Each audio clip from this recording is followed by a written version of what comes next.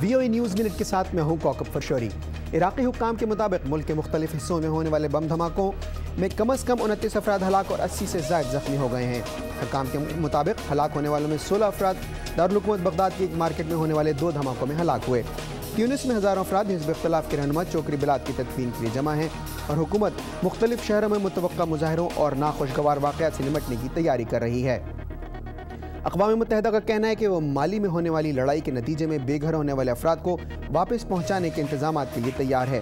बेघर होने वाले माली के बाशिंदे अक़वाम मुत्तहिदा की जानिब से नाइजर की सरहद पर लगाए जाने वाले कैंप में गुज़िश्ता साल से पनाह लेने के लिए आ रहे हैं। और चीन में इस इतवार को नए साल को खुशामदीद कहने के लिए तैयारियां ज़ोर शोर से जारी हैं।